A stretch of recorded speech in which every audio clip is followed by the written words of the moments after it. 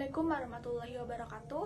Perkenalkan, kami dari kelompok 11 akan memberikan sebuah penjelasan mengenai sebuah ketidakadilan hukum di Indonesia dalam Pancasila Sila kelima. Nama saya Senja Gulaman Zakian dengan NIM 2101283. Nama saya Seviana Sabila Rahmawati dengan NIM 2107166. Nama saya Ismawati dengan NIM 2107271, Program Studi Pendidikan Masyarakat Universitas Pendidikan Indonesia. Pancasila sebagai dasar negara Indonesia tentunya menjadi pedoman tersendiri bagi warga negara Indonesia dalam menjalankan kehidupan bermasyarakat dan bernegara.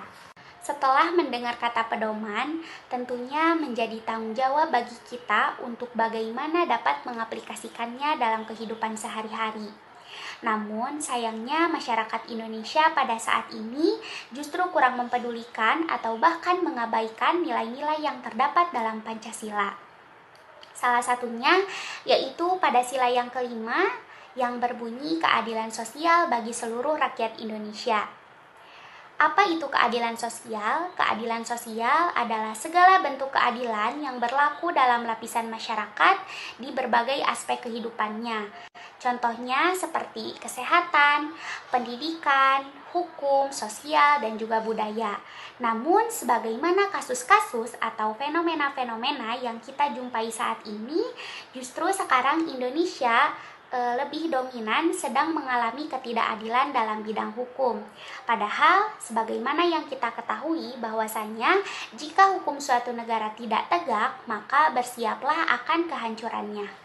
Jika kita mengikuti kabar berita, pasti kita akan menemukan banyak kasus hukum yang menunjukkan hukum itu tajam ke bawah tapi tumpul ke atas. Sebut saja kasus pencurian 3 biji kakao yang nilainya tidak lebih dari 10.000 oleh Nenek Nina yang kemudian divonis 1,5 bulan. Kemudian ada kasus pencurian semangka, kasus pencurian pisang, dan kasus pencurian sendal jepit oleh Aal. Kasus-kasus ini menggambarkan betapa lemahnya penegakan hukum bangsa kita. Banyak kasus korupsi yang sangat merugikan negara kita lepas dari jeratan hukum, mendapat hukuman yang ringan, bahkan para terpidana kasus korupsi mendapat fasilitas-fasilitas yang mewah di penjara. Kemudian ada berita korban salah tangkap, yaitu 4 orang pengamen. Mereka dituduh sebagai pembunuh terhadap korban yang ditemukan tewas di bawah jembatan Cipulir. Mereka dipaksa mengaku bahwa merekalah yang membunuh. Kemudian ditahan hingga 3 tahun dan mendapat perlakuan kasar dari pihak kepolisian. Pada akhirnya dibantu oleh lembaga bantuan hukum dan ternyata mereka tidak bersalah. Karena dipaksa mengaku dan mendapatkan perlakuan kasar, mereka mengajukan ganti rugi ke pengadilan. Namun sayangnya, gugatan mereka tidak dipenuhi. Dengan alasan gugatan tersebut sudah kadaluarsa. Gugatan ini masih berlanjut karena tetap ada pembelaan dari kuasa hukum pengamen tersebut dengan dasar pasal yang sama.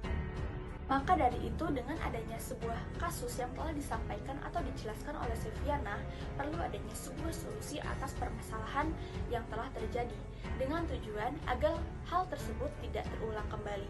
Maka dari itu, pentingnya hukum di Indonesia ditinjau kembali agar terciptanya sebuah keadilan baik bagi kaum menengah ke bawah agar perlakuan hukum bisa sama rata. Menurut pendapat kami, sebagai mahasiswa, untuk meningkatkan keadilan, hukum perlu adanya sanksi yang lebih tegas bagi perbuatan yang mengakibatkan kerusakan luas dan sanksi yang lebih ringan untuk perbuatan yang menimbulkan kerusakan minor. Lembaga yang berhubungan dengan hukum harus terbuka terhadap kebutuhan di masyarakat. Lalu perlu adanya sebuah penyuluhan terhadap masyarakat untuk memperoleh keadilan dalam sidang pengadilan. Menurut kami pula, sebagai masyarakat, kita harus bisa mengatasi masalahnya sendiri, misalnya dengan menyediakan alat bukti yang mendukung pernyataan, sehingga hukum bisa terlihat adil ketika semua kepentingan bisa menyuarakan aspirasi satu sama lain. Oleh karena itu, marilah kita bangun hukum yang seadil-adilnya, sehingga tidak ada masyarakat yang mengatakan hukum tajam ke bawah dan tumpul ke atas, sehingga terciptanya hubungan harmonis antara para penguasa dan rakyat yang membuat hukum menjadi kuat, teguh, kokoh, dan tentunya adil bagi seluruh kalangan. Mungkin cukup sekian dari apa yang telah kami sampaikan mengenai pengertian, penjelasan kasus, serta solusi. Semoga apa yang telah kami sampaikan bisa bermanfaat dan keadilan bisa tegak dengan seadil-adilnya. Keadilan bukan hanya perlu dijalankan, tetapi juga dinyatakan dan tampak dijalankan. Mungkin cukup sekian dari kami. Wassalamualaikum warahmatullahi wabarakatuh.